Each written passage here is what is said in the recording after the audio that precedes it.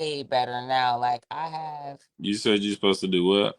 when you're on so basically for women when they're on their cycle, one of the things that they should do to help replenish, because remember we got to understand that women have their cycles as a way to erase what was prepared for the baby beforehand. So like your body prepares itself, the womb is prepared for you to conceive. If you don't conceive within that 30 days, it strips away the lining that was prepared for that baby. It Mm. discharges everything. That's the cycle. So you're getting rid of all the extra fluid and tissue that the body produced to make way for a new You life. said you're supposed to do it. Just in case you got pregnant, we prepare for you. So if you don't conceive, and as your body's going through the cycle to cleanse, you're supposed to eat red food to help replenish, to help heal the area of the body, your womb, from what it went through. So when you are, oh, that's fun. So when you are doing smoothies and juices, Hmm. what's your philosophy on mixing different color vegetables and fruits together? I try to stay within. I guess I try to stay within, but I do on my own personal note, I do try, I am in the mindset of that this particular color, like for blueberries, is going towards um uh, a chakra, like it's going a solar plexus or Yeah, yeah. um so I do and I be in that mindset. Like if I make it something with oranges or it's all orange, I'm in the mindset of my midsection and healing that area. So I think that we tapped into juicing because people wanted to lose weight or they felt guilty about how they was eating, not realizing it was really supposed to align your whole body. Like it's not just for because you overate this one day or you need something to break the fast. It's to align you, to Mm-hmm. keep you balanced. It's like a Libra inside your body. It's to keep you balanced. Okay. And we was talking about prior to also nutrition and as far as the types of foods you're eating when you're preparing or training your body, which Hmm. I'll let you cover as far as women are going. Well, shit, when the woman and man are going through pregnancy, when you're going through Yeah, that you just want journey. to be more health conscious because y'all tired more. You know what I'm saying? Both men and women, which is why you see a man laying around those saying and be like, "Oh, you got somebody pregnant?" Because Hmm. both of y'all energies is tied into making that baby. Yeah, her physical energy is being pulled, like her physical substance is being pulled from to create the baby, but your loins is attached to that baby. You're Hmm. still attached to the creation of that baby. So naturally, you get a little bit thug, like you get like just Yeah, a little bit. You know what I'm saying? Not yeah, necessarily lazy, but it's like, damn, like if I gotta walk up 5 stairs, it feel like it's 15 or 20 stairs. Like you gotta really yeah. push yourself to do it because you're connected. And there's a lot of psychological understanding people have to start tapping into when it comes to nutrition of any time. When you're just changing your diet, when you're just trying to change your lifestyle, you have to be mindful for everything you do in this world. There has to be an adjustment period. You can't just jump off the porch and start eating completely new foods because you don't know how those foods are going to affect your body.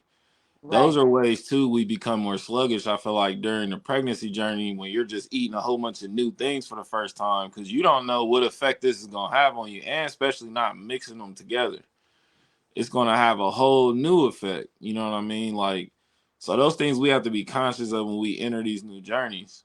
You can't just go to the store and start picking out vegan stuff and eating it. Like, you got to really understand what you're eating, and then you got to yeah, give your body and your mind and your soul time to adapt to what you're eating, and you have to change your lifestyle to fit what you're eating. exactly. I feel like that gets a lot of people too. You eating the right stuff and the right herbs, and you know the right words, but your soul is real bad.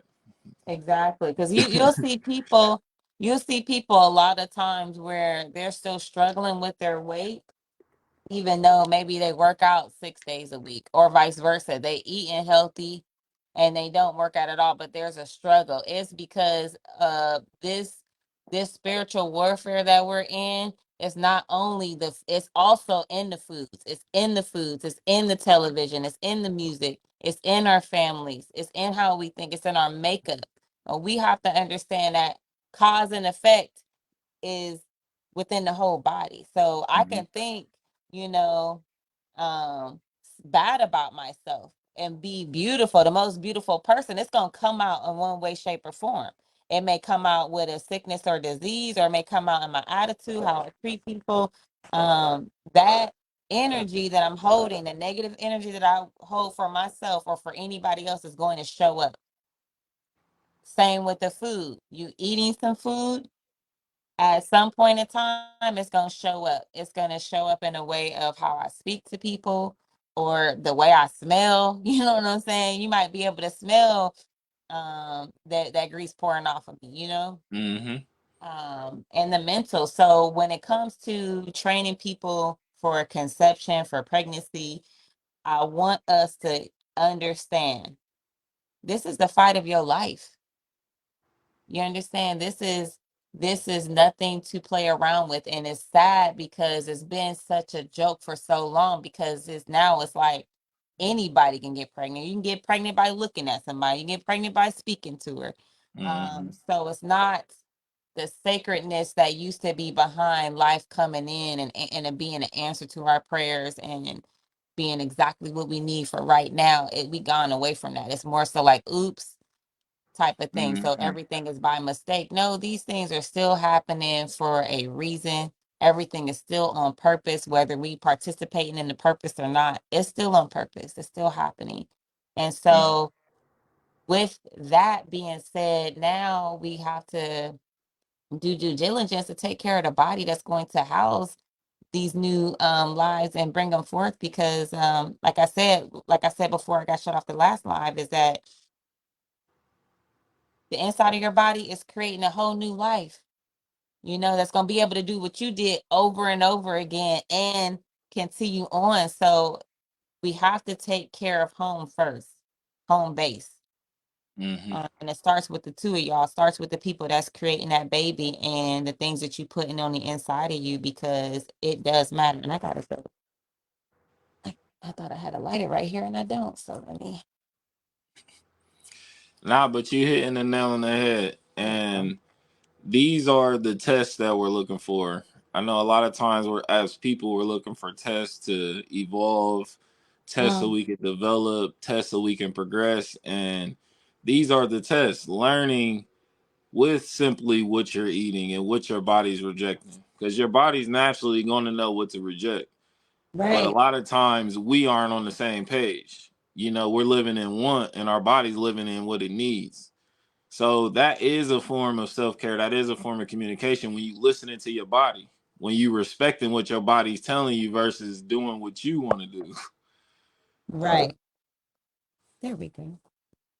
This is very true. Listening to that body. I think I was trying to find something in here on watermelons, but a while ago, or basil, a while ago, this church that I was in, they did this thing on kingdom music, right? Hmm. And so they basically encouraged the entire church to bring anything that wasn't kingdom music to the altar and break it and sacrifice it in exchange for this other thing. But in that teaching, I remember the pastor telling us just how, like, music is food for the soul. Hmm. And so the same way we got fast food that's not like, I got it's fast food places that I would absolutely never, you couldn't pay me. You would have to pay me. You would have to pay me to eat there. Not that you couldn't pay me. No, you would have to pay me to eat there. But it's the same with music. It's some music that is created.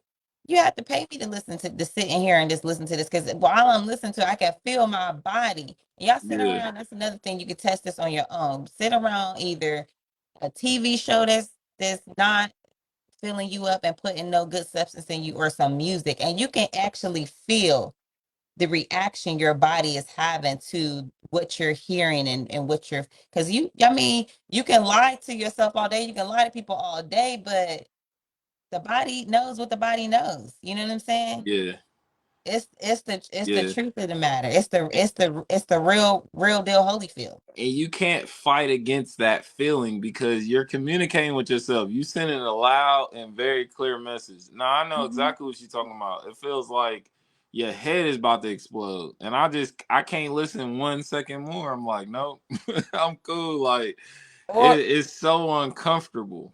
or I start to figure out this is how people lose their shit. Like this is how people get it into their mind that they can go from 0 to 1,000 in Yeah, seconds. yeah, Yeah. and that's that moment to where Oh they're shit. able to get distracted from knowing how the world works. Like all these actions have consequences. Like they sound cute as lyrics, but in the real world, it has consequences. And a lot of people making that fast music don't even, Oh no. you know what I mean? A lot of them don't even live that lifestyle that make the music. They're just peddling it. Right. Exactly. Exactly. And so when it comes to, and mind you, what y'all doing in your own spare time when you ain't conceiving or ain't thinking about having children, I mean, we all human, so I'm not saying that it's the worst. I'm saying that you got to understand that this spiritual realm, yeah, you can't see certain things. You can't see certain entities or certain beings and certain powers that be, but you can feel them. Right. And well, the more you get in tune, the food helps you get in tune with what's happening on the inside of the body. Because we can look on the outside and it's like, oh, everything looks fine. I have no blemishes, got no pimples, ain't nothing leaking from no special places. Like we good. Hmm. Yeah, but what's happening on the inside of your body? And 9 times out of 10, the only way you can know that is sometimes you got to quiet the mind. You got to put the ratchet Hmm. music up for a little bit. You got to listen to something with just no words and just instrumentals, or the TV, putting that up, or the phone, setting that to the side. And then on top of that, what goes hand in hand is now, okay, I might have some herbal tea, or I might Hmm. hit Wally up for some of that Wally watermelon juice. You know what I'm saying? I Hmm. might do something some different ways so I can quiet and hear and actually be in tune with, I ate that burger the other day, or I ate this and I had a pain, or my heart started, or something right here started hurt. Like, y'all know your heart is right here. People do that all the time. They be having pains. I'm like, yeah, but what you just eat? And if it's not the food, then what are you thinking? What are you listening? It's something that's going in your body. Something goes in one of these gates: your nose, your mouth, your ears, your eyes, vagina, men for you, penis, anus. Y'all got gates. We got entryways into the body. That's the only way we're able to be affected. Something enters in and it'll start corrupting us. And you'd be like, oh, I ain't sleeping well. Or I ain't feel okay. Well, if it's not always the food, because people be so quick, like, I'm healthy. Okay, well, let me come over and see. And I can guarantee I can find some shit up in there that you'd be like, I ain't had no idea. Because, yeah, you ain't reading the labels. And I've been studying this stuff since 2010.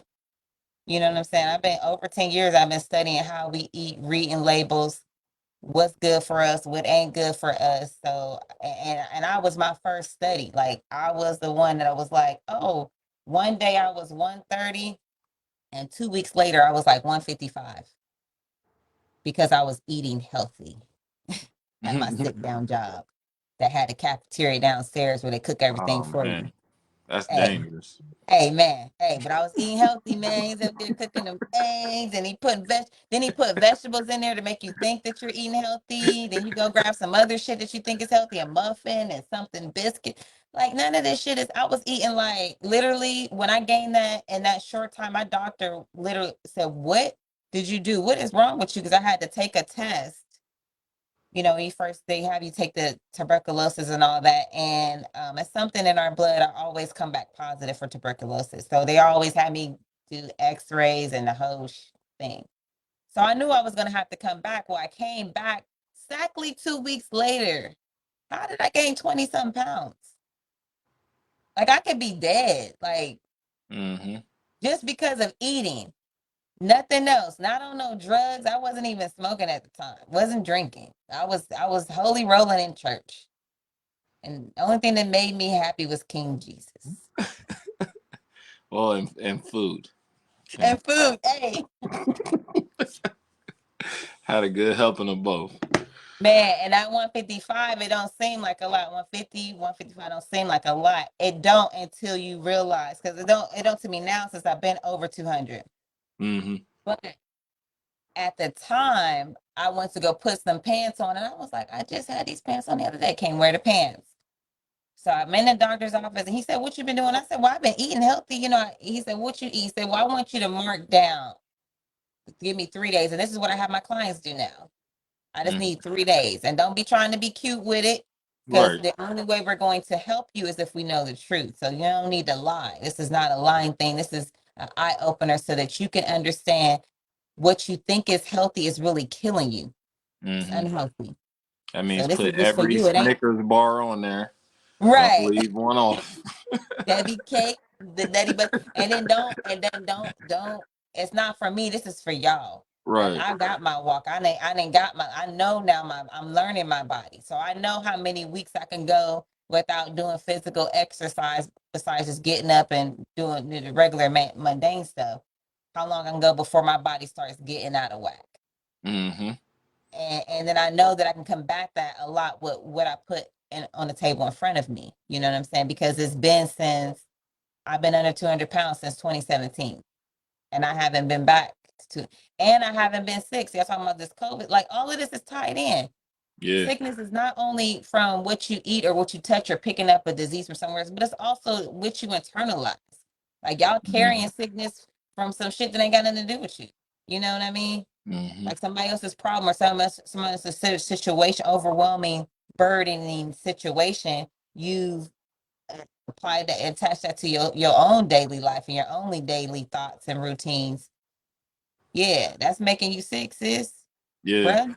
Because you still coming in and out of the hot and cold. You know what I mean? Even if you look at it as far as that way, when you get a cold or when you get the sniffles, it's that change in environment, and Yes, that's a lot of these people's life.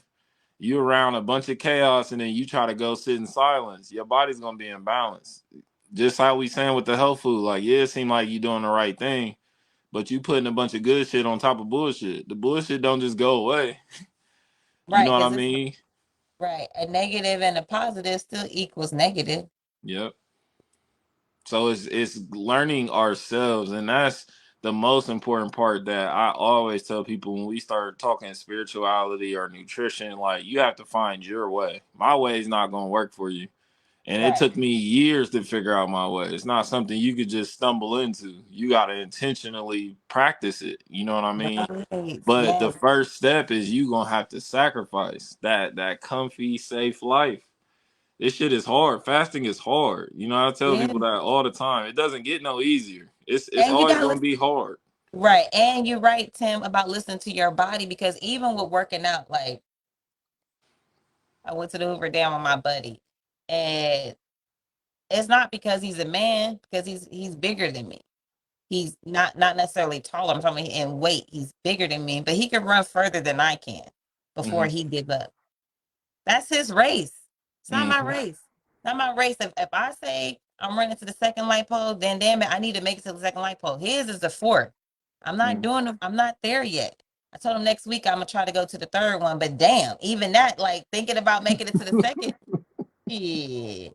But that's his race, and that was one of the things he told me when we was running. He was like, "Don't try to run my race," and he was like, "I don't mean that just on this hill. I mean that in life." Hmm. He's a fucking millionaire. He's a multi-millionaire. I can't compare the way he live his life or how he do things in his life to my life because I don't have him as a couple million that I can actually go touch and rub on and shit. Not Hmm. yet. It's Take a there. bath in, yeah. Exactly. Hey, all that.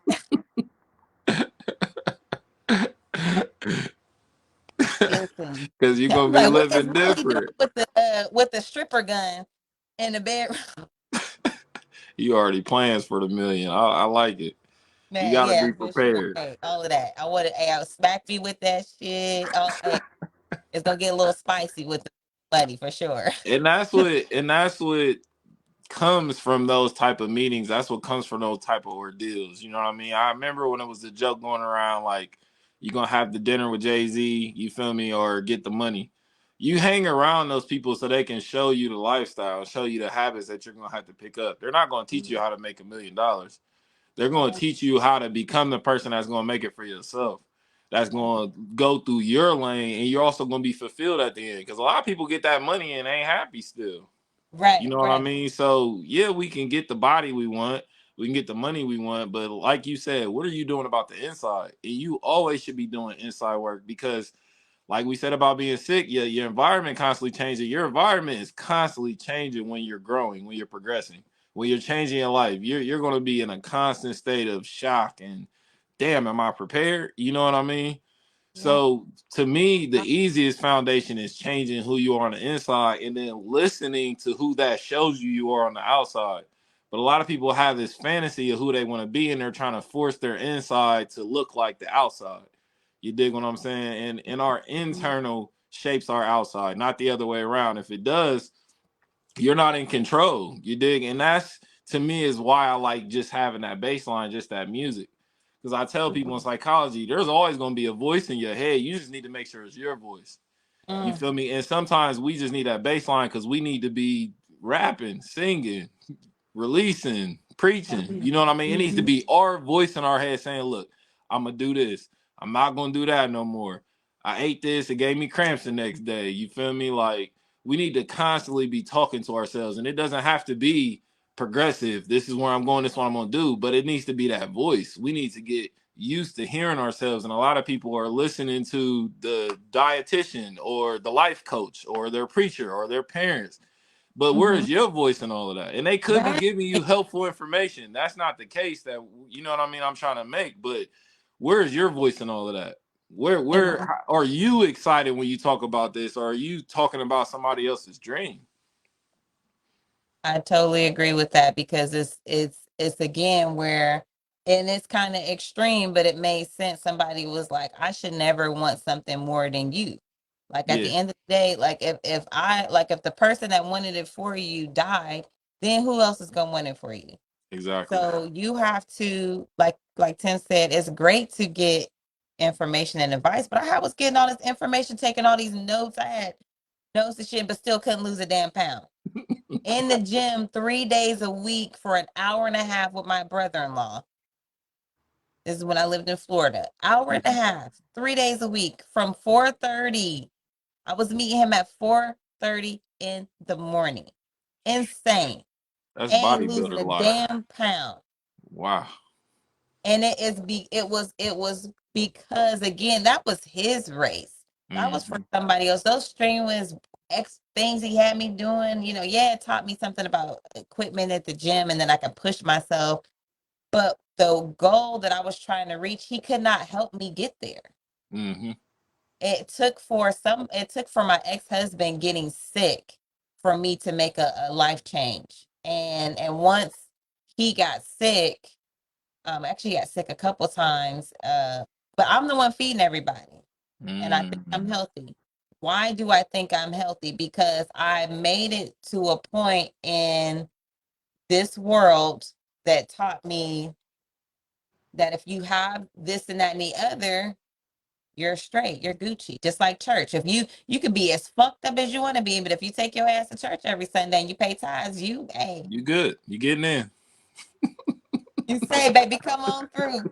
You good. We don't care you smoke that cigarette. We don't care you smoke that weed. We don't care you drink a little bit. We don't care you cuss a little bit. We just want you here because you paying to keep the lights on, damn it. So get your ass in the seat in Hmm. position. Hmm. So, oh, wait. So anyway, uh, I had this mentality that I was healthy without having much knowledge. Yes, I was cooking a lot at home. We did eat a lot at home, but I just didn't know what I didn't know as far as butters, as far as oils, flours. So Hmm.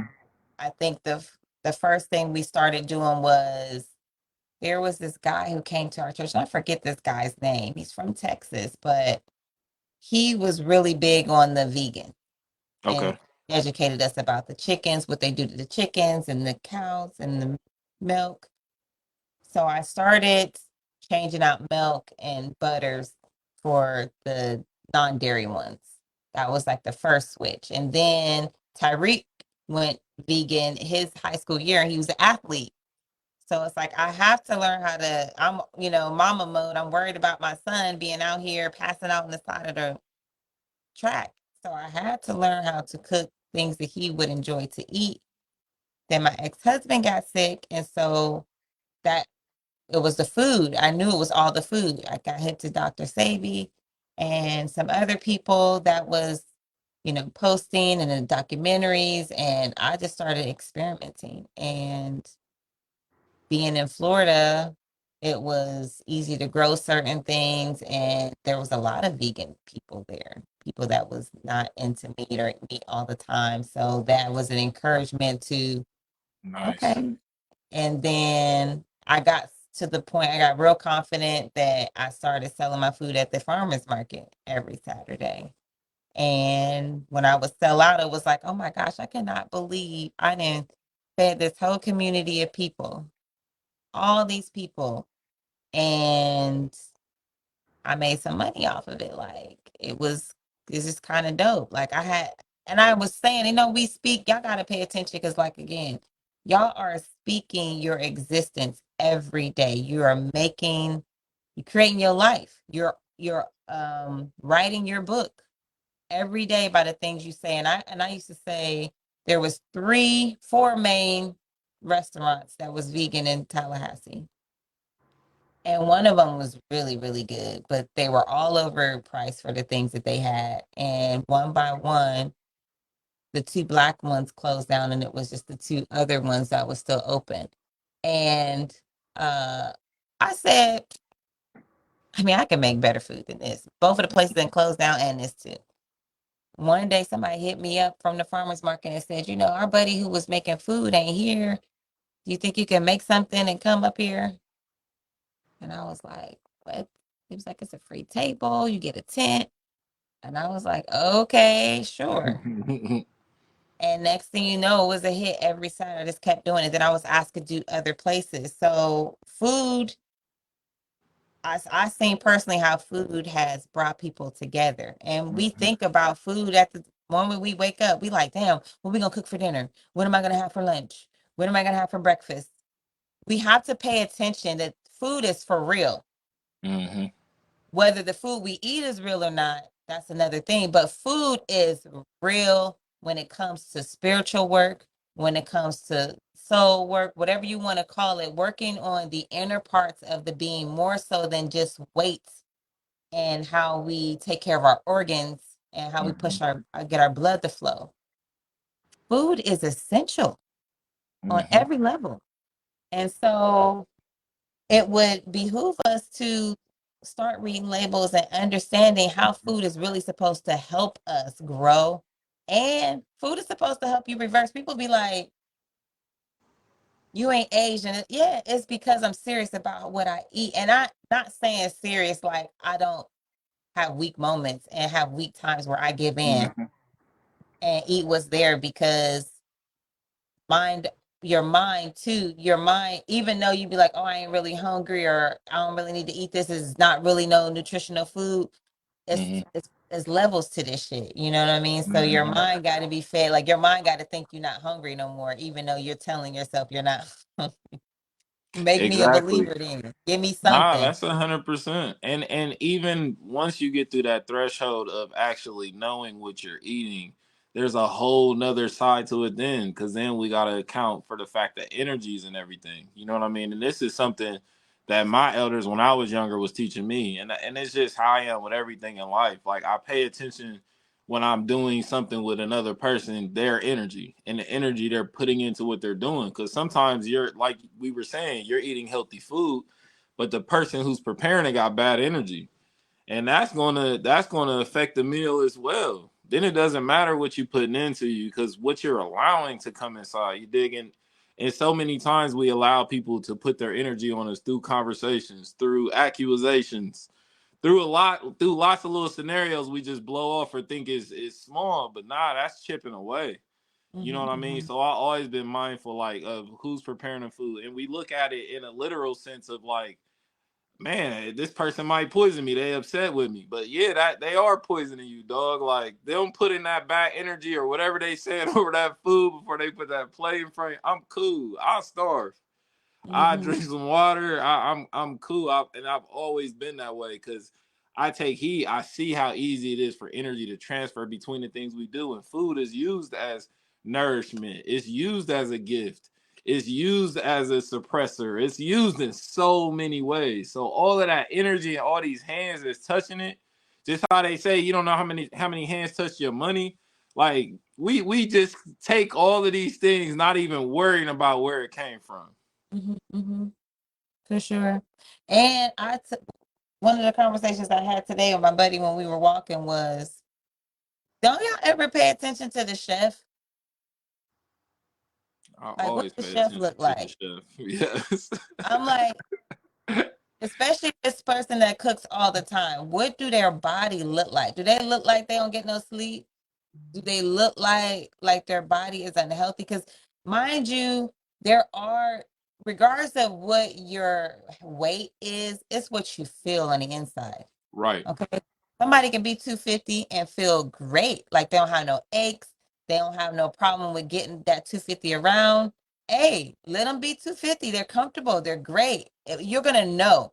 You're going to know when you're unhealthy on the inside. You're going to be able to feel it. And it's going to keep you out of tune with yourself. So I always look at it like this.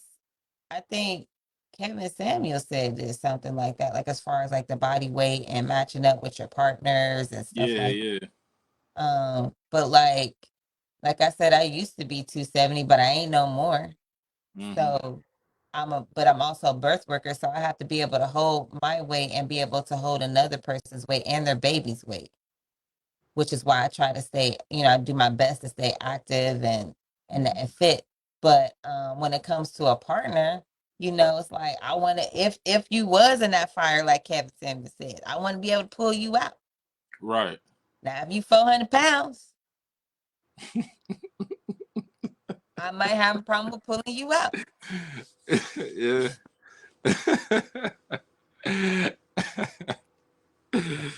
Yeah. And, I mean, you're not wrong.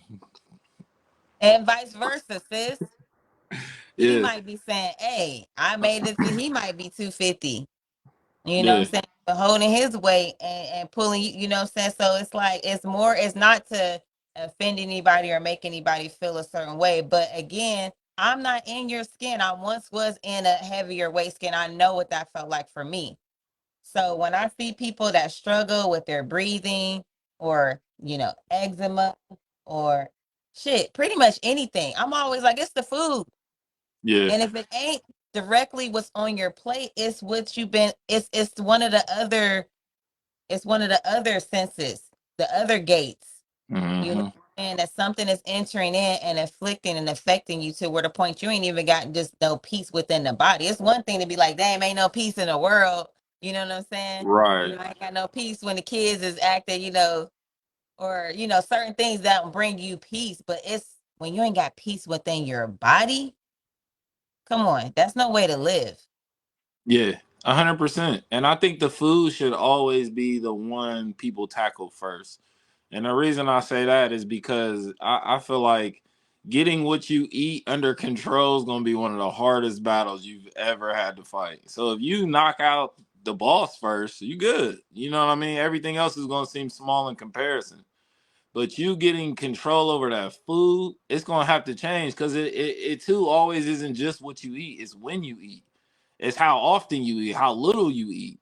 Is do you notice yourself using the bathroom? How frequently you go? How frequently you don't That go? part, especially All of those because things when are you tied pregnant, into what you eat and what you're not eating.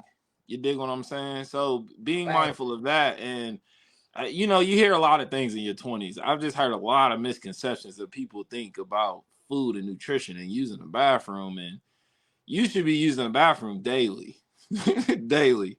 because that's showing you that everything's working and functioning inside consistent. like it should be. If you're eating daily, you should be using the bathroom daily. And you should be able to see it consistent. You should be able to see like certain things don't break down, like corn, uh, Yeah, beans, the skin. So you're eating certain things. You should be able to look at your own poop. I mean, you got to look at my poop, but you might want to investigate your own stuff and even yeah. your, smells and stuff. Certain foods will come through, or certain other things will come through. So it's like all of these things, the lifestyle that has been created, this fast food lifestyle. Because when I say fast food, I don't only mean the restaurant fast food. I mean also like, gaming now is a thing. So when you're in a gaming mindset, you need food that's going to be quick because you still got to eat. But Oh also man, while you're gaming, people, they don't be going to pee. They don't be going to poop. Their right. body operates in a different way because they're sitting still. They're not moving in a certain way, so they're not helping the body digest. So even if you're gonna be a gamer, you're gonna be not even just gaming, but desk jobs. That's yeah. Another and get people because they got you tied to the desk so you don't get up, or like school teachers too, because Mm-hmm.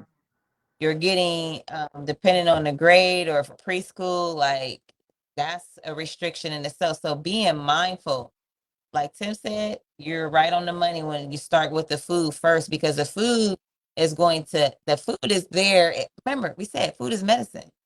It's there to open up the body to all of these other things, to all of these other ideals that you need to help you have the best life you're supposed to have on this earth.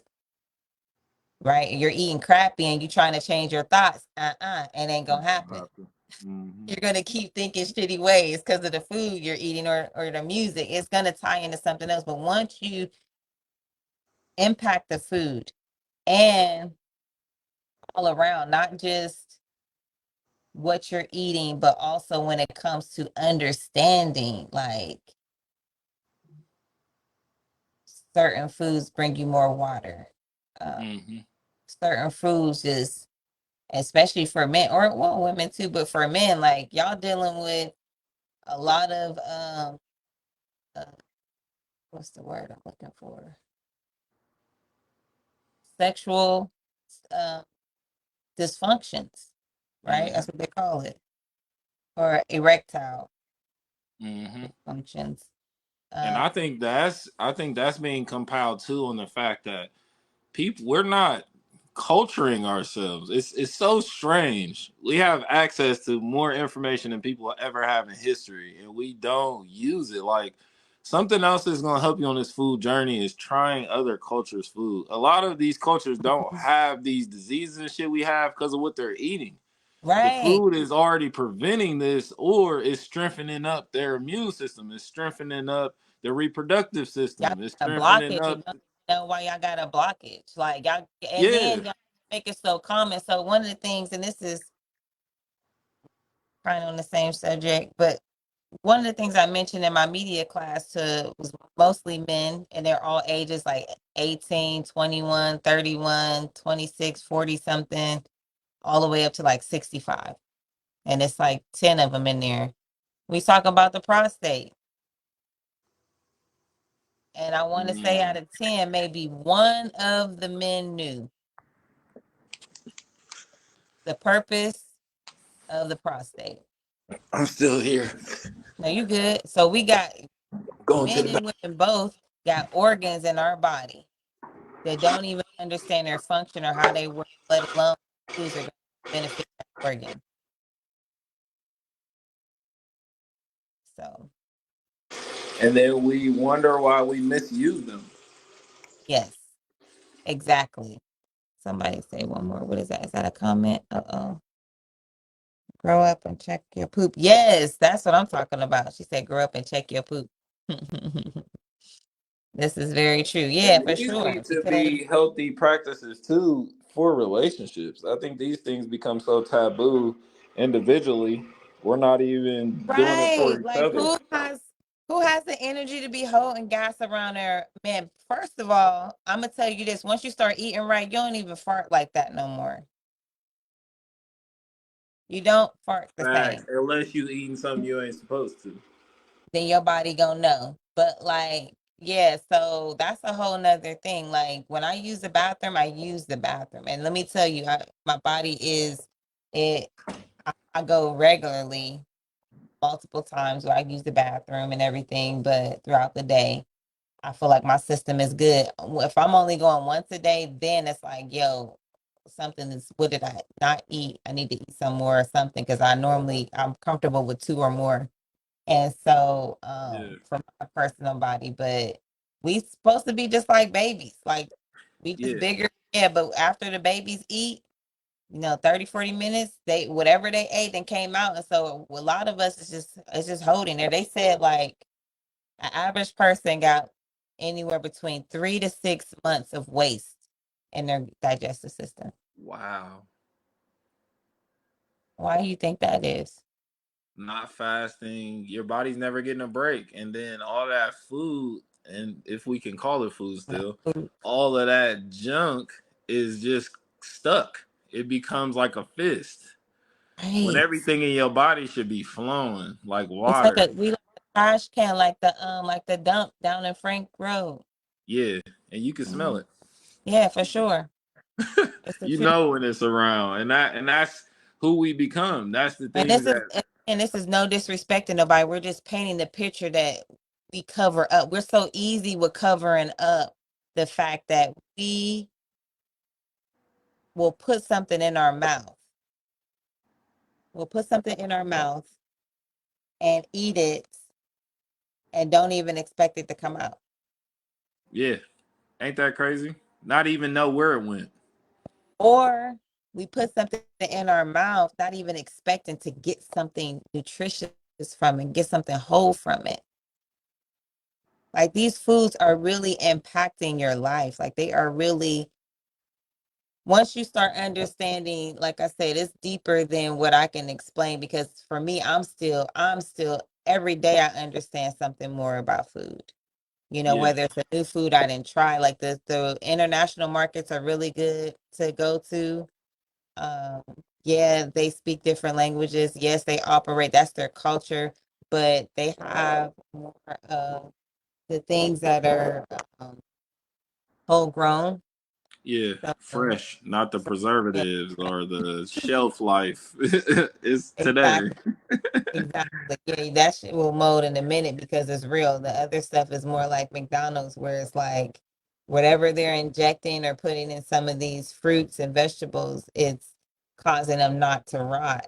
And there's documentaries on all this. Y'all got Netflix and Mhm. Hulu. Like at the end of the day, if y'all real serious about the food and what's been happening that you haven't been awake to when it comes to if you're a meat eater, where your meat is nine times coming from.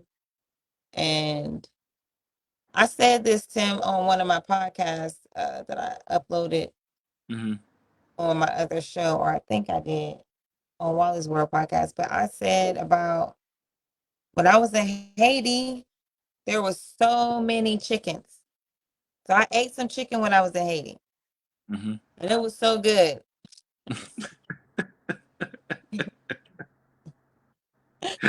I tore that chicken up. But let me tell you why I ate it because I seen them. Yeah. I seen these chickens running free and wild, like they knew where to go. But when it was their time to go, honey, listen, we got to feed the people too. They out here getting tender. Man, listen, where do you see chickens here? Nowhere. But if I wanted for me and you and whoever on this live, I wanted everybody to have a chicken breast or a chicken leg. I can go get one right now for all of us. Yeah. I couldn't do that in Haiti. What they had available was what was available. You understand? Like if it was only two legs left, it's two legs. There's no store to go to get some more chickens, even though there's chickens everywhere. But here in America, I can go to any grocery store in any city, in any Mhm. fucking state, and I can get us all some chickens, even though we don't see them. You know where the fuck they coming from.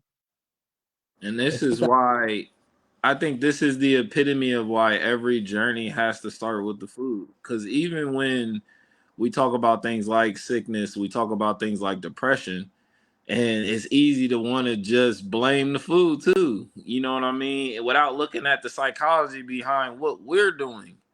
And Right. we're sitting here on social media and we're sitting here in our lives saying, "Oh, I hate poison. I hate liars. I hate cheaters." But you lying and cheating yourself. You That poisoning yourself. You that's dig what I'm right. saying? So you're sick because you're living, you're being somebody you're not. You're claiming you hate these things that you willfully do to yourself every single day.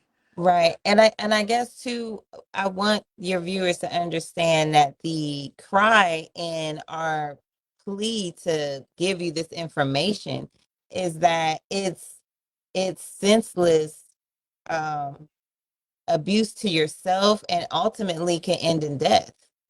And Mm-hmm. it's like, yeah, you hear people so carelessly say, "Oh, we're going to die from anything. We're going to die from something." You're absolutely right. That's a true statement. But again, peace, peace on earth, right? Starts within yourself. So the peace that we don't see in our neighborhoods, in our communities, on our jobs, with our children, is because we don't have it within the self. Mm-hmm. And so with the foods, you can combat that. Like now, so now we got more soldiers, the within the community because of how you eat. That simple change Mm-hmm. stops the killings that we didn't see in the Easton or this other girl. Like it prevents these things from happening long on, and it starts with the food because it's controlling us in a way that we don't see it. It's not just making you gluttonous. It's not just, you Mm-hmm. know. It's altering your spirit. And if we're spiritual beings, we need to become spiritual warriors. And everything around us is energy. Energy cannot be destroyed. So, what we even consider as death, if you go into that process suffering, you're going to transfer that energy to wherever you're going. If Mhm, you go through that process at peace, you done left everything on earth. I ain't got nothing to hold back. I have no regrets. You know what I mean? I don't gotta apologize to 10 motherfuckers. I can just go. I can transition. That's gonna carry as well. You know what I mean? So everything we're doing now, because look, we're creatures of habit. So we have to build mhm, healthy habits. And it's never been important till now. So now we have all these years of bad habits because this tragedy happened, that tragedy happened, this, and now we live in a tragedy state. We live when a tragedy can happen any day. You dig mhm, what I'm saying? Something could go down any day at this point in the world. So many people. So now we have to start wanting better for ourselves, or nothing's going to change. I was in that state when I got out of hoop. I knew the exercises to do, I knew the stretches to do, I knew the gym to do, but I didn't want it. So no matter how much I went in there, I wasn't seeing any change, any results. The moment when I stopped caring about the results, the moment when I stopped trying to get it, and I just became someone who, you know what, I'm doing this because I want to feel better. Not for the abs, not for the calves and the thighs. I just want to feel better. And I know when I was going through this process, I felt good. I didn't cramp a lot. You know what I mean? I was able to sleep fully through the night. So we go through those situations. So now we know what to do. And then being in our higher self is doing it without a reward, without someone having to remind us, without life right, having to scare us into doing it. You know what I mean? We want to do it because we know it's good for us. And to me, that's the ultimate love. You're not looking for an excuse to love yourself. You did it because you love yourself. You know what I mean? right, I'm not buying myself stuff and getting myself a good body and getting my body done to love myself. You got to start loving yourself first. You got to start loving you when you ain't shit, when you overweight. You know what I mean? When you bad with money. right. And that's exactly where I feel like my mental went. Where when I started to lose weight, and it was so crazy the things that people say to you when you're skinny versus when you're big, or even when you're losing, or you're gone from one. But when I started losing weight, I remember someone saying, "Well, you ain't gonna give your husband nothing to hold on to." It was like, The hell? yeah. And it was multiple people having a commentary over me losing weight so fast. And so yeah, it's it's um it's crazy Wow. the how we support or how we see things, because of what that other person is going on within their own body. It's all Yeah, about what you feel. Like you projecting, they basically was projecting what they was feeling about their own weight on me. exactly. And that's what we'll do. And that way, you'll do that in a lot of ways. So some people may project it on their children if their children are smaller than what they are. Um, or vice versa if the children is bigger, it might be some projection there. Hmm. Oh, it's a lot. It's a lot. I used to be a chronic stress eater when I was a kid. Oh yeah. Oh, that was my go-to. Because really, me naturally, especially when I was a kid, I just drank a lot of fluids. Had my fruit. I always had, because I was always on the go, always in sports. You know what I mean? And as I started to grow up, I got out of the sports. I was getting, like you were saying, I was getting more into video games. You know, you hanging around eating whatever, you up till 5 in the morning. That starts to weigh on you, even as a kid. Yeah. So you see all different shapes and sizes in the world. Usually your friends are different shapes and sizes. You know what I mean? So you're constantly learning a lot about yourself. I've never had an issue with someone being quote unquote overweight, or because I asked them, do you consider yourself overweight? You know what I mean? And then I asked them, do you consider yourself having insecurities as far as the weight? Because if you do, then you see it as an issue. Sometimes too, people project the world is judging you for what size you are, and it's no, that's how you feel.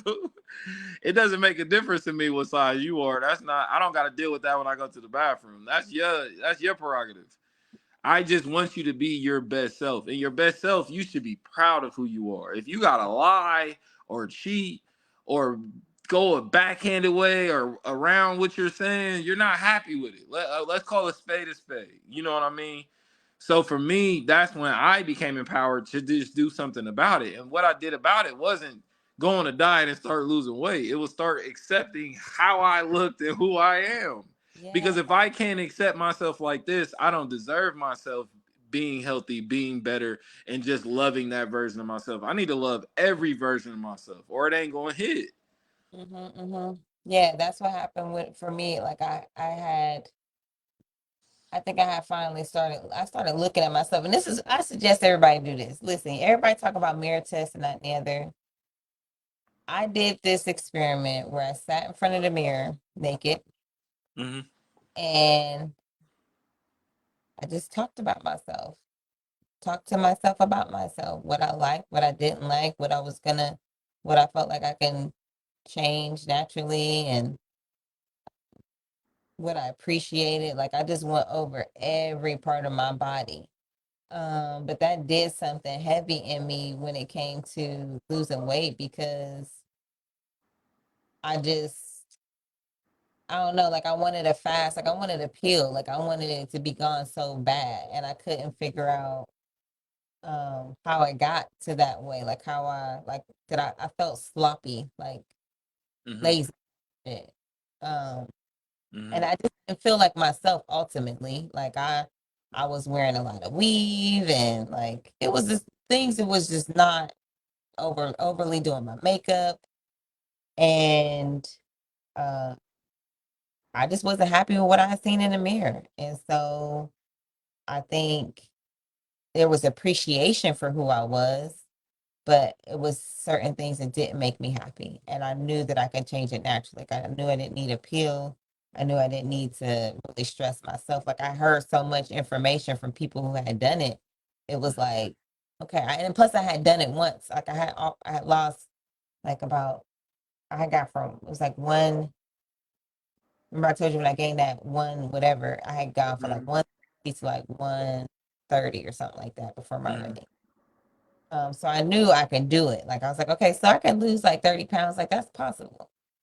And so at this point, I was like 230. I was trying to get under 200 pounds. I was like, I can do this. But I just started compiling everything I had knew that worked for me. And that was good. Like, okay, drinking more water, no brainer. Drink as much water as I can and teas and stuff like that. That's something I can do. Okay. I know the breads aren't good. Ooh, and then I was like, well, I remember I read something about all white substance, white flour, white bread, white rice, white potatoes, even white sugar. They're not good for the body. They've been bleached, right? So it sticks and it holds onto your body in a certain ways. It's not good for the body. And eliminating those, it was like, oh, the weight just naturally started just coming off. I started feeling better to do more research and more things within my body. So then I gave up meat for a little bit. But I go back and forth. Like I eat fish here and there, but I don't really bring meat in the house. Hmm. But that's helped me. That's me though, right? I know people that Hmm. can eat meat and they can stay within their goal. But for me, it was like, okay, it actually helped me feel better. And when you talk about the spiritual side of things, it do like awaken me on a whole nother level. So get in tune with your with yourself by how you eat is definitely um that's a that was good that you said that. Yeah, 100%. And it starts to show you different ways that you can view yourself, that you can look at yourself. When I was starting my first nutritional health journey, I had to, and what's been best for me was pescatarian. I've tried everything. I've done vegan, vegetarian, everything. They make up a new thing. I'll try that shit too. But I love pescatarian the most. And honestly, I've gotten to a point where, like you said, like I go with the flow. Like I know what I'm eating, I know what I'm putting in my body. I had to get to a point of trust.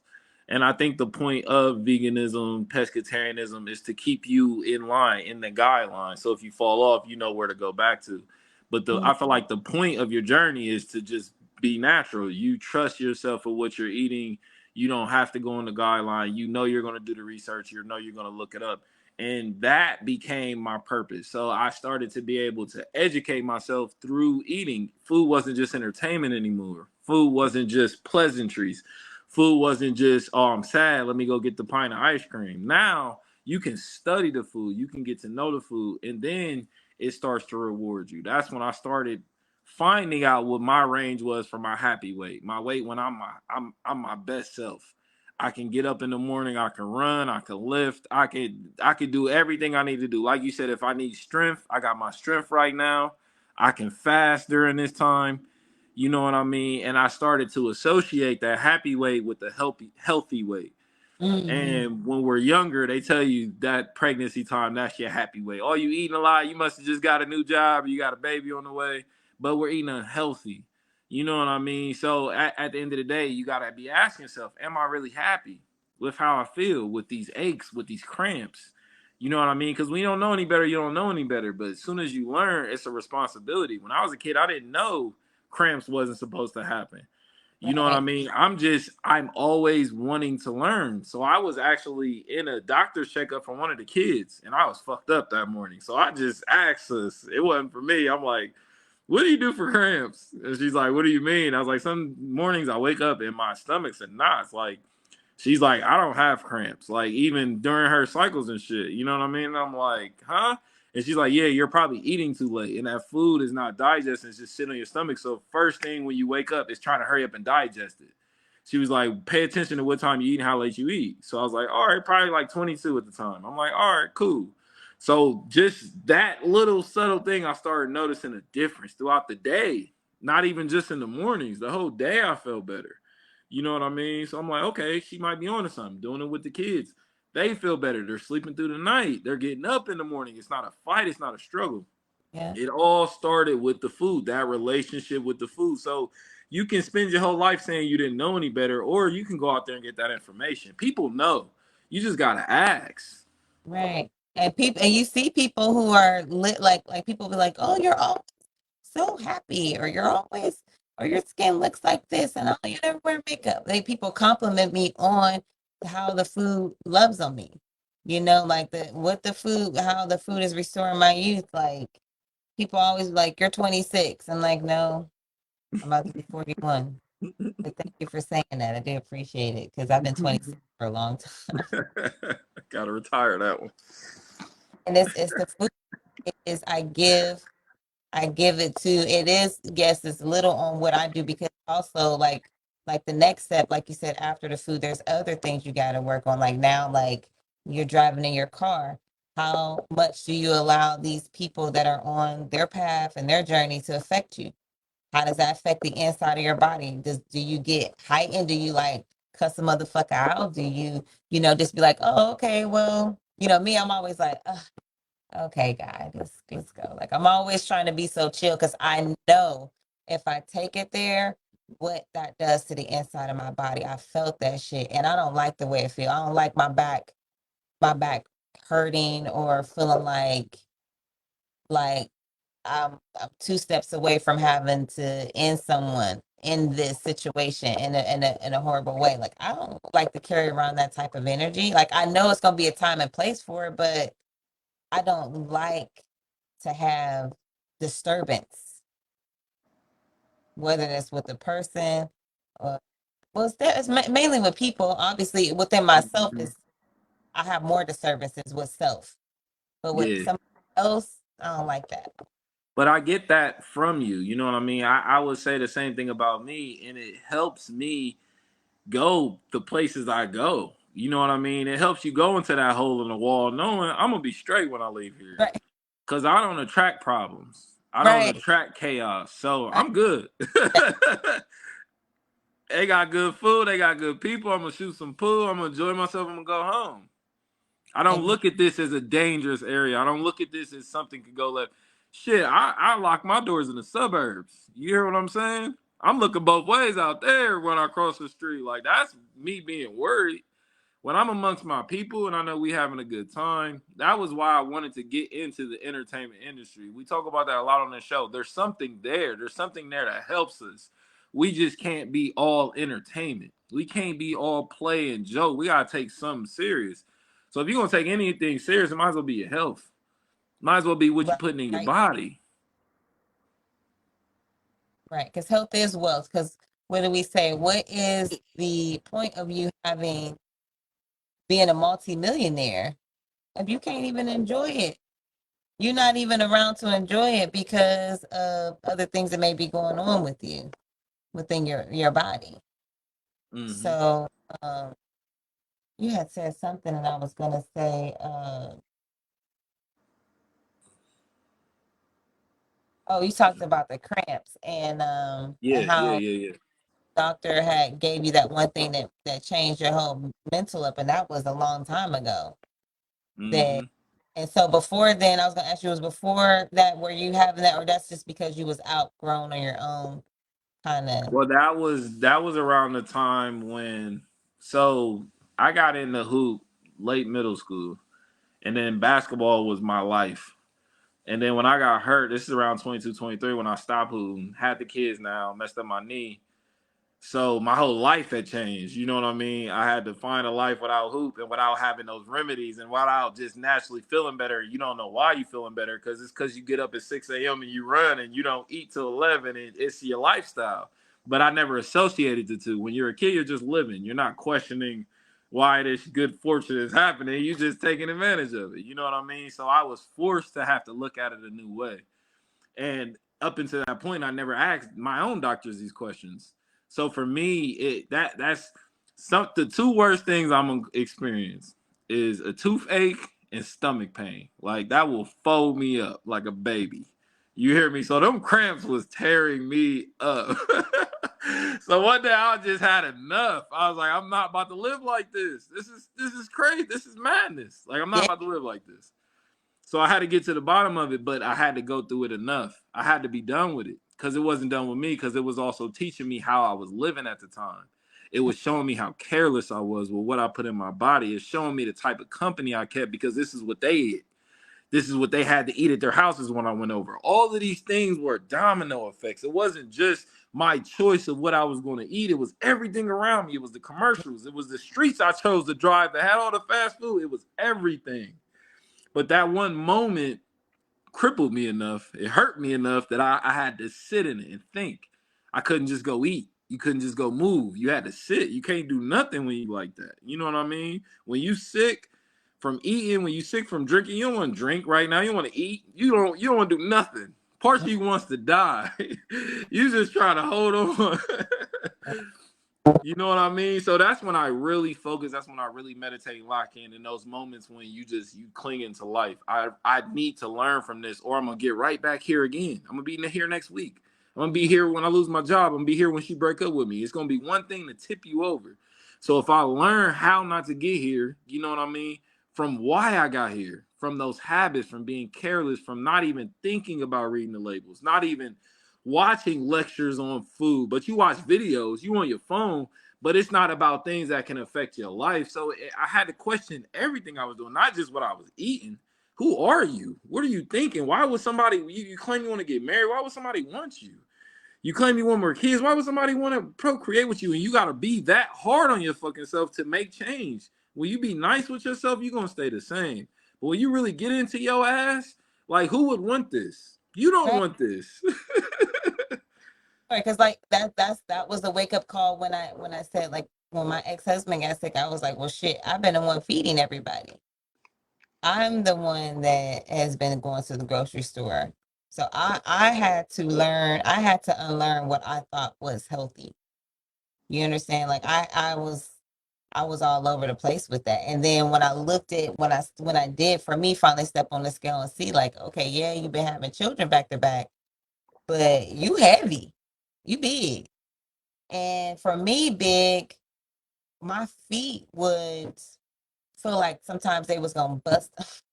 Mm, My skin would feel like it was gonna bust open. Like I would pour water and Vaseline, rub my feet down with Vaseline because they just was hurt. And I mm-hmm, see people all the time that's in pain. So I think for me, my spirit, she funny, yo. She be she got a mind of her own. And she didn't say some stuff to people before. Like I was around this lady one time. I was at this conference. I duck off to go hit this joint in the corner. You know, it's all the way out in the middle, like this little passage where I'm away from the main people, and I see her walking through, and she's struggling to walk just from here to there. She's struggling. Sis is big, and she's struggling. And I start talking. I say, "You good?" She said, "Yeah, I'm okay. I just gotta catch my breath." And I said, "Yeah, okay." And I said, "Well, my spirit said this shit. I did." And she said, "You know, I used to be 270." And she just looked at me. And I said, "So if you need anything, let me know." She said, "Okay." And she got to walking. And my spirit be wanting to help people that they're struggling. yeah, but you know, That's pride come with the I struggle. know like. And people look at me now and they look at my body and they be like, "Oh, well, you carry it well, or you this is that and the other." And yeah, but I know what it's like. Like I was big Yeah, for some time. And it yeah. wasn't all of my life. It was probably like a good 7 or 8 years.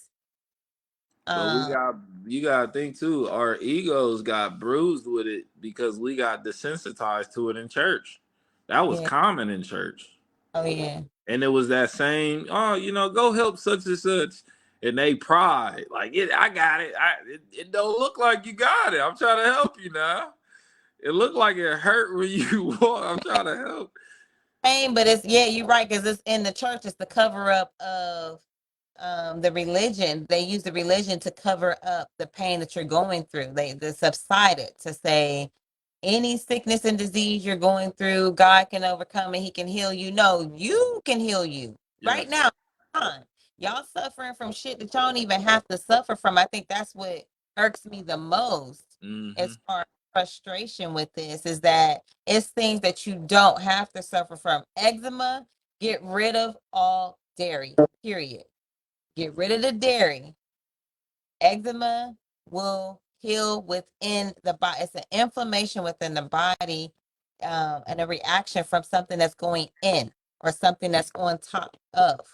But I've seen Mm-hmm. children scratch their whole face off, like the skin open or their arms, the skin just open. And here you, the parent, only thing you got to do is remove dairy from their diet, period, and probably like colored juices. I'm hearing red juices, the Kool-Aid juice, none of The that. die. The dye. There you go. Dye. Help me out. Yes. Keep me honest. The dye. Remove those. The eczema will heal within itself. It's not uh, um an end all be all. Like I had eczema after my first pregnancy, and I believe I got it from the epidural. I think that was a side effect of that. And Okay. I had it for a couple years around my nose and my mouth here and my elbows. And but it was the dairy. Once I got rid of dairy, I have not had. I used to have dark. And this is only after. It's probably like a couple years after Tyreek was born, and then when I got pregnant with Layla Cotler, because I still was doing dairy.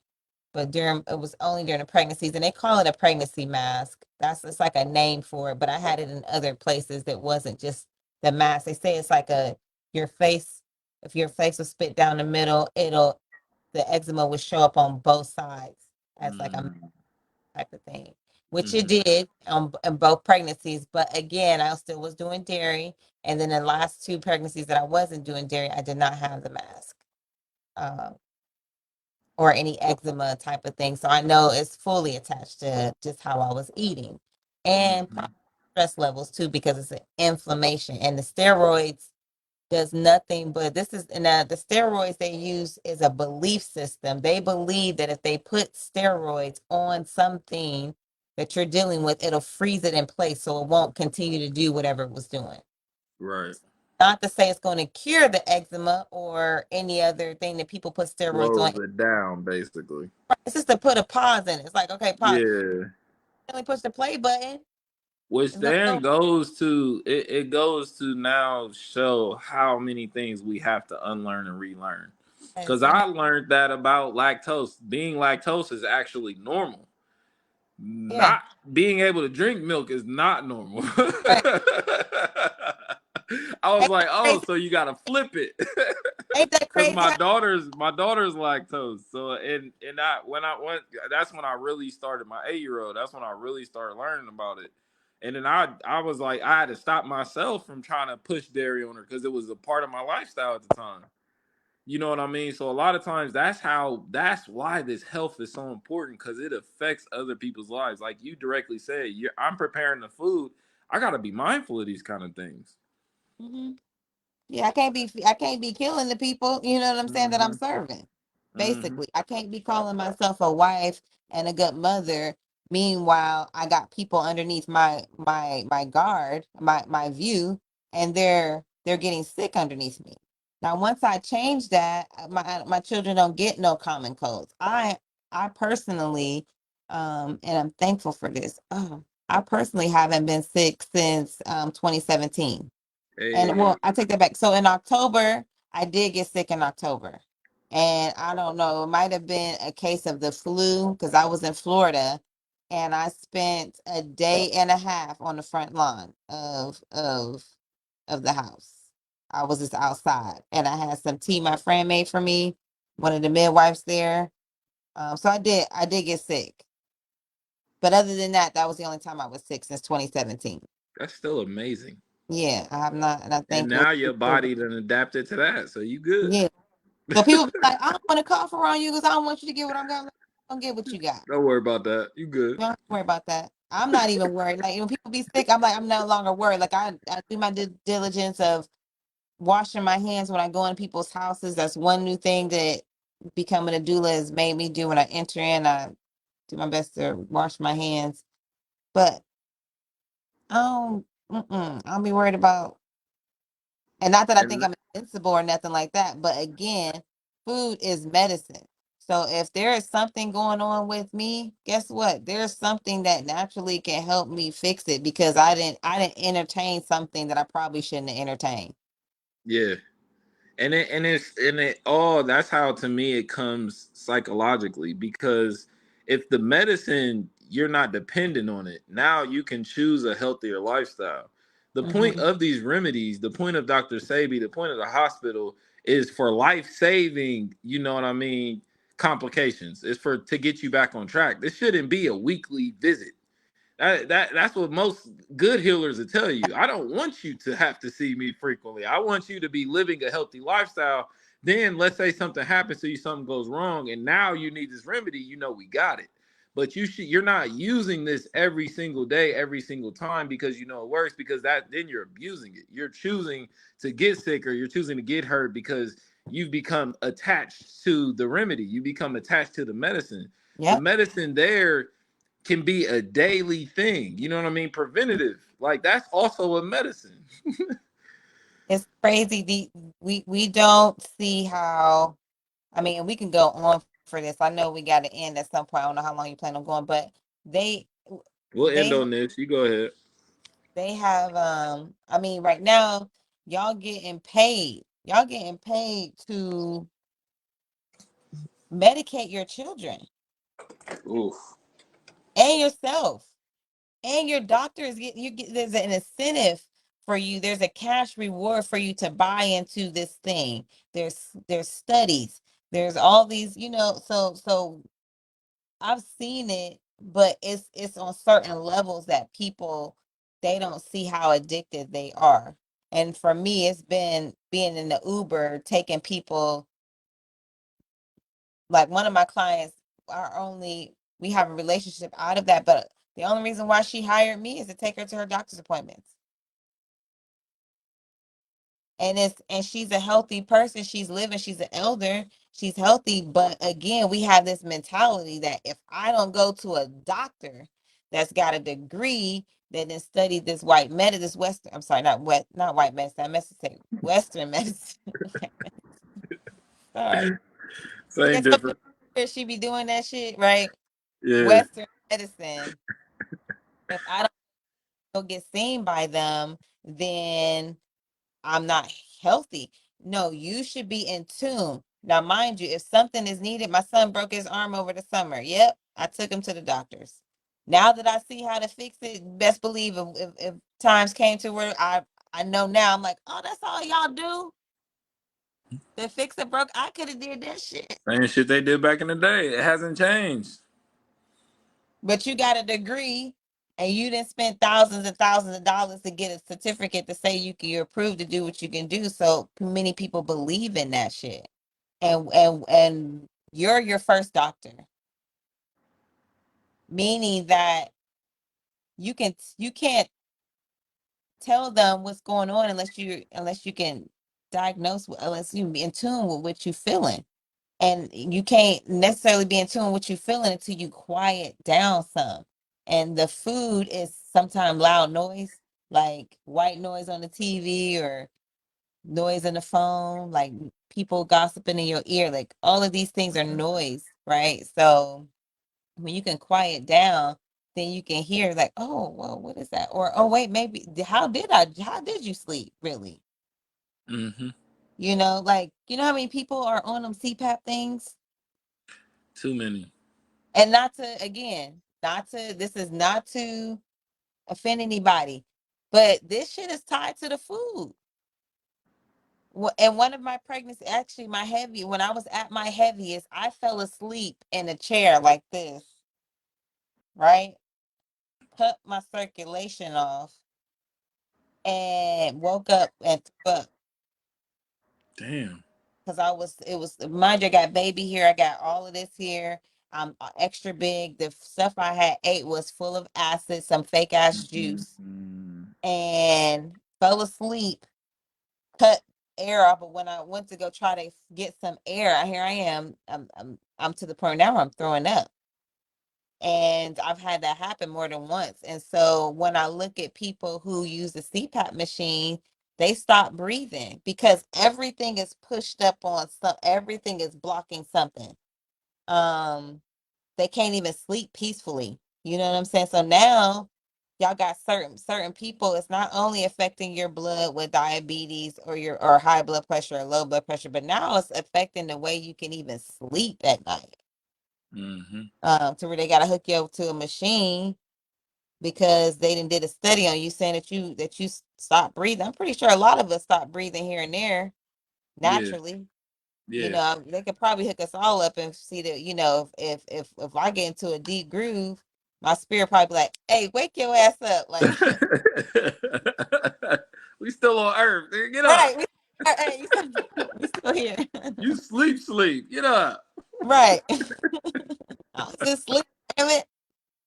I told y'all that. Hey, but so yeah, so again, they've convinced us that if they can diagnose us with something they already knew was going to be a problem, because all these foods and everything else that they're all the studies from the gaming, from food, from car, everything that we participate in, they've already had a group study and see how it's going to affect the body. Ding They've ding already ding. tested it out. Diabetes. Right. They already tested this shit out. That's why they already got a cure. Like, you ain't come up with some shit and they like, oh well, woo, we don't never heard of bronchitis or Exactly. Never seen this one before. before. You know how it work. You don't know. You don't know that 99% of our that have this from smoking cigarettes or around secondhand smoke. We don't know this. Yeah. Or have a high intake of dairy and it's clogging shit up and it's an inflammation. We don't know. But it made it easy for them to sell having it and still living, not being cured, because your lifestyle is what got you here in the first place. So all I'm saying is, look, you don't got to change your lifestyle. Just come take this pill. You keep doing what you're doing. You know, Yeah, let's forget about that little disease, not knowing this disease is offsetting the other diseases, because your body has to function, your body has to flow. So if you shut off one part of it, it's going to disrupt the whole process, not just that one area. yeah. Other things aren't working properly, so over time they're working against you. Right. The lady said it was like a she said it was like a hose, like a water hose outside. And you know how, you spraying, you then walked out a little bit further and you spraying, everything is great.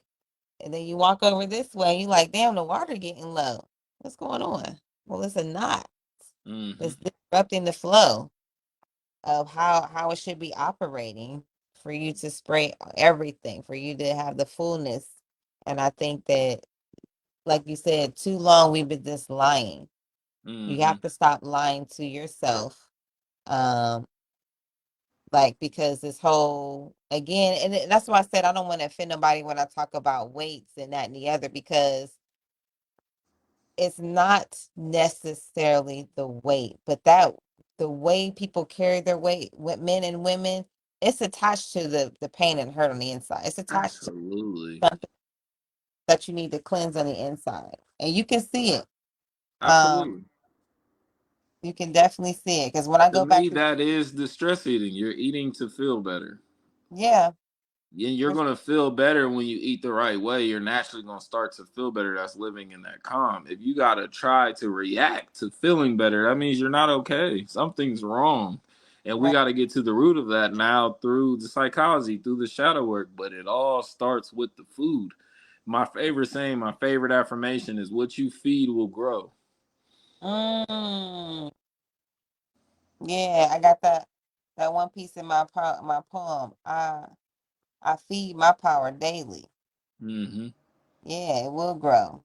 Feeding, Mm-hmm. it will grow. That's universal. So that's where the spelling now comes in. That's where the magic is. When we're talking about food, we're talking about nutrients, we're talking about feeding, we're talking about growing. It doesn't matter what capacity we're talking about it in. It's all going to directly relate to the food. That's where I feel like a lot of those terms came from. So when you're feeding that negativity, you're probably not going to be putting the best thing for you in your body. You know what I Mhm. mean? When you feeding into distractions, you probably ain't gonna have the energy to juice your fruit, the energy to go till your garden, to plant the seeds. So you got to look at how you live your life. That's one of my favorite coaches told me. Like, you play the game the way you live your life. He said, "There's Mm, no way I think you're at home. You're not listening to your mom. You're not doing your chores. You're not paying attention to yourself and your healing. That you're going to come into the gym. You're not going to cut corners, cutting the line. You're going to help your teammates up. You're going to give everything you have. That type of person is going to be who you are out there. Is who you're going to be in here. So if you're going to do anything, I feel like do 100% at it. And if you don't know, you have the choice not to do anything, just to be still, just to fast. Don't eat right. anything. See how you feel. You know what I mean? And then that next week, let's try those apples. You don't like that? All right, bet. Take you another fast. Let's go to the oranges. We got nothing but time. You dig? That's a lot of what the stress Yeah, eating you and the can get food's one coming like from. right. You can get more than one thing at a time to try. Like you don't have to get like a whole bag of apples. You can buy one or two, or you can buy one of those oranges, or buy Yeah, something and try. Like one of the things we were doing at the house was we was buying an exotic fruit every week and trying something new. I See how the say. kids introduce them to something because those lychees or leches or whatever, they're so good. Yeah, the They're leches, them fucking, they are delicious. But you gotta give context too. You've been doing this for years. A lot of them, this gonna be their first apple. right for sure. So like I remember when I was in elementary school, Uh huh. um, the nutritionist person would come, always bring yogurt and some fruits. And it was everything that I never had at the house. And my mom always kept a lot of but only certain times. It was only in the winter times. We always had apples and oranges and pears, always in the house. Mm. So, but then the summer months, we didn't have no fruit in the house. It was the fruits that was outside in the trees. We picked those the mulberries. We picked those. And yeah, that was pretty much it. But I was gonna say this too. I pulled up the definition for food Hmm. while you was talking, and it says the definition for food is any nutritious substance that people or animals eat or drink, or that a plant absorbs in order to maintain life and growth. And then down here it says other words for food: nourishment, substance, alignment. Mm. And that's something. I say. Like alignment is a term for food. Hmm. Which makes sense. I feel like that's what derives the sayings. You know, you're not yourself when you're hungry, and how we change. We become different. If you've ever been Ah, starving, ah, ah, a side of you's gonna come out that don't typically come out, and they like it's calling the shots. especially talking about pregnancy. This is why you have to be mindful of how important food is for the growth of you and that child, because that's the last thing we need is a mama that has all this extra energy that's carrying a baby to be hangry Yeah, and a hot summer day, like, or hot anywhere. Like, no, like this is no, we have to plan for this. So keeping, like, for me, because I drive a lot and through the city a lot, I always got fruits. Tim, every time I come, I try to give you some fruit. I try to keep, and this is if you even if you got to make a stop. So y'all got to understand and think about time in a different way. Even if you stop in the store, the produce is always right there. The produce is yeah. right there. And you don't always have to think mainstream grocery stores. These mom and pop grocery stores, they got fruit and vegetables inside of there. I'll add to what I think is a big deficit in people trying new fruit. What I think is a big divider, and it's them speaking on it before they've experienced it. My favorite example of like people trying food is like there's a little kid and then there's an elder. You know how the elders just pop the food in your mouth and shit. Like, all right, what you think? But you Hey, gotta try it first. They can't pull it out. You like, I heard about that and that's green and that. Like people speak that they're not gonna like this into things before they right, try it. not even try. Me, I don't talk about things before unless I've experienced it. So when I'm going to try something new, I just don't say shit. I just try it. You know what I mean? I just experience it, and then I think on how I feel. But I'm gonna have to try it two, three, four more times to really know, because things sometimes grow on me slow. You know what I mean? I got to really process. Because for me, it's a texture thing. Once I get over the texture, I'm like, okay, I can do this. You know what I mean? That thing for me was coconut water. It took me years because I already had this preconceived notion it was nasty, or all the jokes people tell about. That's the first thing that came to the forefront, so I would just stay away. And when I stopped just thinking about it and just doing it now, I drink that shit more than I drink anything else probably. Yeah, it was coconut water for sure, because it wasn't until I got to um Costa Rica that I had a coconut, that was cracked open for me, and had a different, it was a different taste. And so now I got them all the time. I haven't done the cans or those lately, but I'm wondering, when we were in Costa Rica and we couldn't get the whole ones, Hmm. there was one brand that came in a plastic, like some old school juices or something. And she said this was it was kind of like how they do resale juices at like a farmer's market or something like that. It came like that. She said this is Yeah, the only brand that she will buy a bottle because it's pure. It's not mixed down with nothing else. It's just the coconut, boom, juice out of it and keep going. yeah, that's how Vita Coca is. Oh, The yeah, because blue that's one. just Pipa de Coca or Viva. Yeah, Viva de Coca. Yeah, Some and they're the things you're talking about are biodegradable. yes. The Yeah. container and but it's 100% coke. Yeah, that's the only one I've found that's 100% coconut water. That's 100%. Like, and that once we overcome that area of just that food, we're going to be able to explore new areas of our life. Damn, what have I been planning to say? What did I already have my mind made up so I didn't experience this? That's why again we say start with the food because it's going to awaken your mind in other areas. The food is not the end all be all. The food is the start. The start to getting to know yourself better. The start to treating yourself better. To building the healthy relationship with yourself.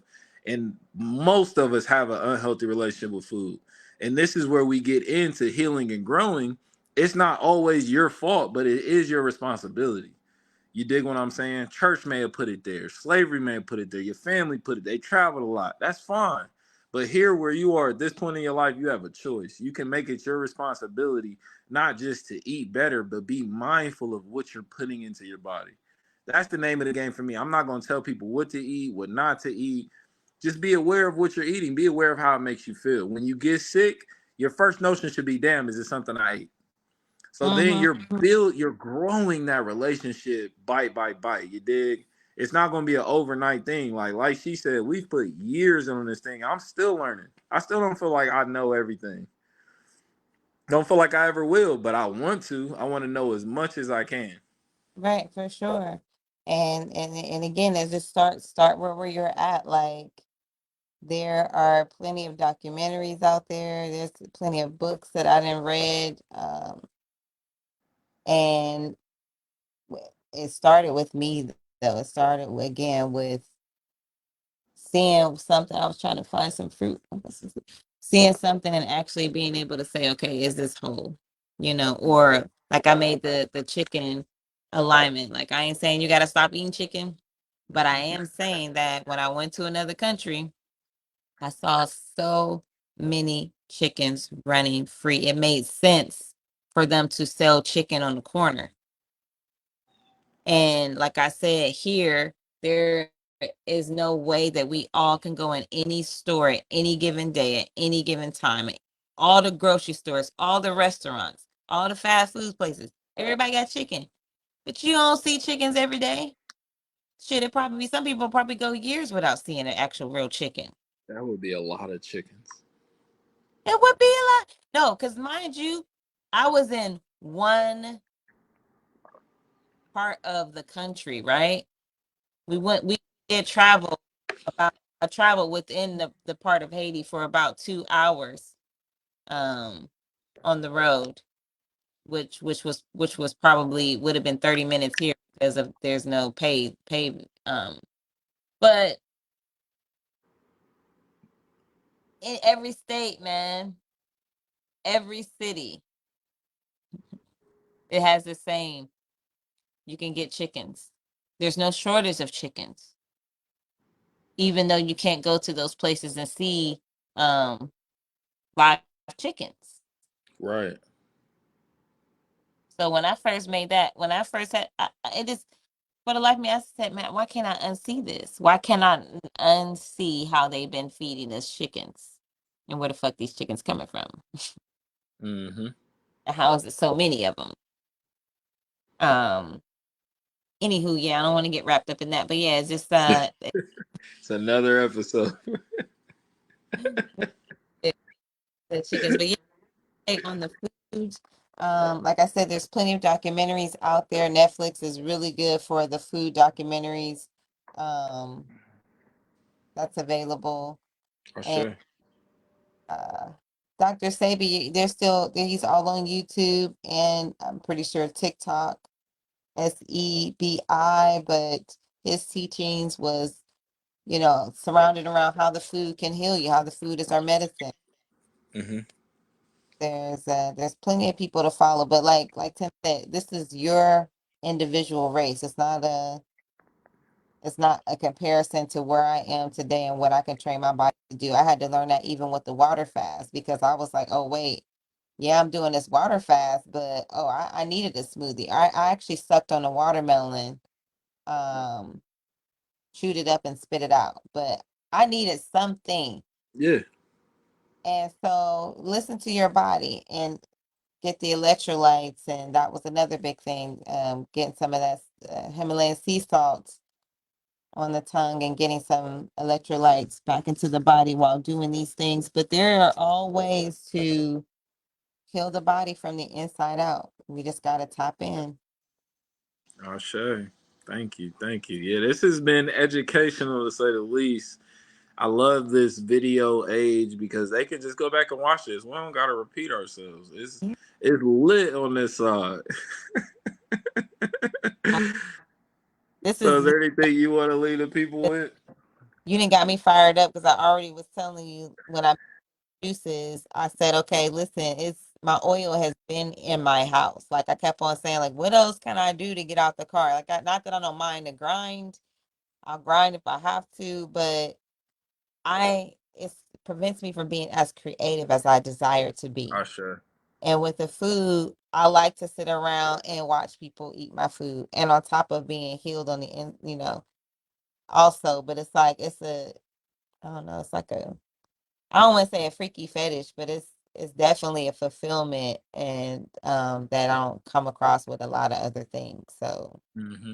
yeah, food is definitely gonna be making its way back into the streets of Columbus very soon. I sure, because your plates was amazing.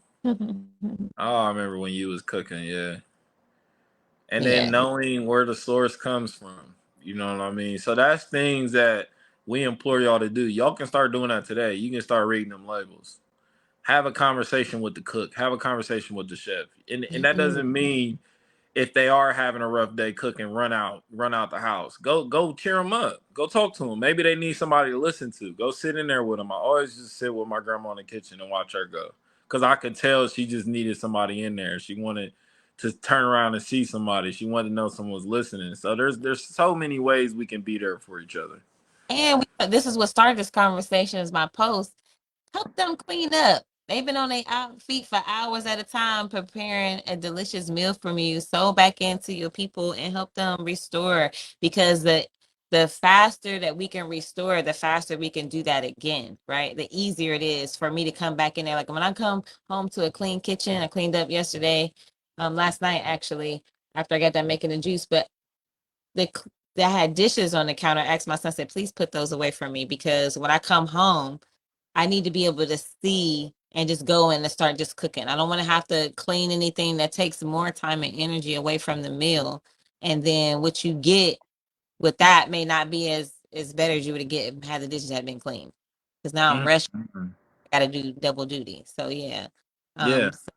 so that seed back into your people and clean up. Yes, you have a fantastic day too. Thank you. I say yes, and I love that you added that tidbit because it just goes to show how far mindfulness can go. It goes to show how we can strengthen our relationships by just coming in and straightening up. You don't gotta be told. You don't gotta ask. Just do it. Yep, You know what 100. I mean? And I think that will help us recharge for us healers, us cookers, us preparer of the meals and nutrition because we are vital. You know what I mean? I seen somewhere where they were saying on social media teachers need to be paid and have days off and benefits like firefighters, doctors, and policemen, things of that nature, which I don't disagree. But I think teachers get so little because it's not about the reward for us. It's about the student, and we need to stay focused on that. And sometimes with all of those things that come with the job you're doing, it can distract you from the actual job you're doing. You know Mhm. what I mean? So I think a lot of times that's why we don't get that recognition, because we don't need it. Like, our recognition, our validation to be y'all taking this information and using it. Right, but that's going to be another show because I had wrote something down a while ago about how the teachers should be filtering in with these community jobs. Like, if the teachers Mm, get a break, who would be the most qualified to give I don't the even people know. in the community? The Yeah. people in the community. So if a firefighter, like you said, get breaks or certain pays or certain things like that, wouldn't the firefighters be able to come in and should be able to sit for an hour or two or have something that they, you Mm. know what I'm saying? I see While what you're teaching, saying. I see where you're going with that. y'all been certified, so yeah, it might be for another I conversation. like that. Yeah, I see where you're going with that, though. I definitely agree. The social workers, that would be considered social work. Yeah, for sure. It should be a no-brainer, but the system that we live in, it might be more complicated when we think it because everybody ain't who they say they is. Yeah. They hide behind they uniforms is what I mean. So Oh yeah. that's a way Yeah. to you would think that that would be a way because they're both community, they're both social and public servants, I would say. Hmm. So I also serve the public, then to come and watch these kids while the teacher go get an hour. Swear. Come break me Still out my don't car. I locked myself in the car on lunch. Come break me out. I'll go right. back. We got too many of them. Like I was in Haiti, I one fire truck, and that was, mind you, that's over a whole part of mass of this whole land. One fire truck. No, and there was parts of the street burning on fire, but the people was burning trash, so they knew it was on fire. They was Yeah. maintaining.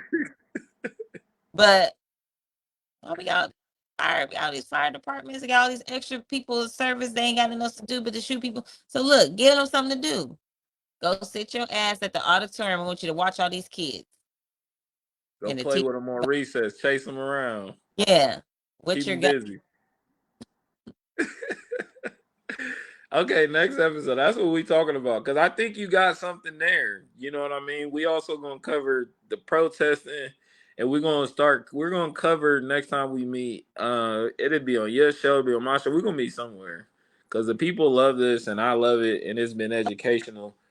Invite me on, and then let me remind y'all. I got six more. I got one in person is just called. I gotta go drop off. I got six left.